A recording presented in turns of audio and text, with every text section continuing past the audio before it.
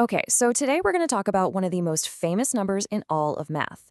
But, and stick with me here, we're going to do it with a little help from a chicken. Yep, you heard me right. A chicken. I know. It's a pretty strange question, right?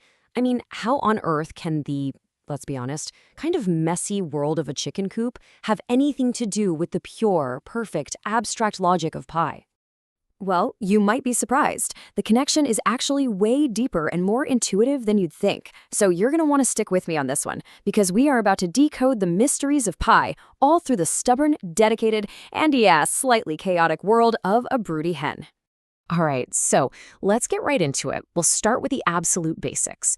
Because to really get this whole analogy, we've got to be on the same page about what pi, actually is. Okay, so the official definition sounds a little dry. I'll give you that. But all it really means is this. Pi is that special number you get when you take the distance around any perfect circle and divide it by the distance straight across that same circle. Simple as that. So let's make this real with our circular coop method. Just picture it. Your hen's nest is a perfect circle. The circumference, that's the path she'd walk if she went all the way around the edge. And the diameter? Well, that's just a stick you could lay right across the middle.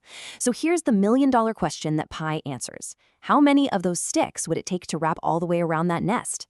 And the answer, amazingly, is always the same. Doesn't matter if the nest is tiny or huge. It's always a little over 3. To be more specific, it's 3.14159. And trust me, that ... at the end, that's where our story really gets interesting. Kind of like what's happening inside that nest. A whole lot more going on than you see at first glance. Okay, so we've established that this number is always the same for every single circle in the universe. It is a constant. And, as it turns out, our hen, well, she has a constant of her very own. And this right here is where our analogy starts to get really, really cool. Think about it. Pi's value never, ever changes. It's fixed. And a hen's instinct to sit on her eggs, what we call being broody, is also a fundamental, unchangeable constant for her. It's not something she wakes up one day and decides to do. Nope. It's a deep biological drive she can't ignore. Yeah, and this quote really just nails it. Broodiness is hormonal. It's built right into her programming. A lot of people think you need a rooster around for a hen to go broody, but that's a total myth. It's just this constant, undeniable part of her nature. In the exact same way, pi is a constant, undeniable part of a circle's nature. All right, so this brings us to one of pi's most famous and maybe misunderstood properties. It's what we call an irrational number. Now, in math, irrational just means its digits go on forever without ever repeating. And believe it or not, we can understand this through a little concept that anyone who's ever owned chickens knows all too well: chicken math. So, when we say pi is irrational, it means two key things. First, its digits stretch on into infinity. They never, ever end. Let's talk about that forever part. What exactly is chicken math? Well, it's the funny rule that if you start with, say, 2 chickens, you somehow look up a year later and you have 10 or 20. Your flock just keeps growing, often in ways you totally didn't plan for. It's a process that feels like it could just go on forever. But wait, there's more to being irrational than just going on forever. Pi's digits also never settle down into a nice, predictable, repeating pattern. And you know what? This is a perfect mirror of what happens with our broody hen. Her instinct is constant, sure, but her actual behavior? Not always a perfectly repeating, predictable pattern.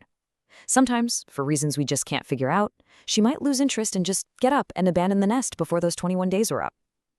Nature is constant in its principles, but it's not always perfectly predictable in its execution. And that idea of imperfection brings us perfectly to our next section. Because pi is so weird and mysterious, a whole bunch of myths have popped up around it over the years. You can think of them as mathematical old wives' tales. So let's grab our egg cartons and get ready to crack a few of them open. So here's what we're going to tackle. We're going after some of the biggest misconceptions you hear about pi. You can think of this as our little rapid-fire myth-busting round. And of course, our trusty hen is going to be right here with us to help separate what's real from what's just, well, chicken feed. Okay, first up, this is the big one. I'm pretty sure most of us learned this in school at some point. Pi is 22 divided by 7, plain and simple. But is it really? The short answer? Nope, not at all. Now, 22 over 7 is a fantastic approximation. It's super useful, but it is not the real number. Believing it's a fact is kind of like believing every single egg hatches in exactly 21 days. But in the real world, that's just an average, right? Some hatch on day 20, some decide to show up on day 22. So think of 22/7 as a really good guideline, not an absolute truth. All right, this next one seems super logical, doesn't it? If pi is all about circles, why can't we just, I don't know, make a perfect circle in a lab somewhere, measure it really, really well, and finally solve pi once and for all? Well, here's the catch. Perfect circles don't actually exist in the physical world. Not really. Pi is a pure, abstract, mathematical concept. Trying to find its true value by measuring a real-world object, it's like assuming our Broody Hen is a total perfectionist. But she's not. Her instinct is so powerful she'll happily sit on golf balls, rocks, whatever you give her. She cares about the idea of the egg, the instinct to sit, not whether the object is a physically perfect oval. Okay, last myth. If pi's digits are infinite, do we really need all of them? I mean, do our rocket scientists at NASA have to calculate trillions and trillions of digits just to send a rover to Mars? You know, this is one of my absolute favorite facts about pi. Get this, for its most incredibly precise calculations, like navigating between planets, NASA only needs about 40 digits. Just 40. It proves such a powerful point.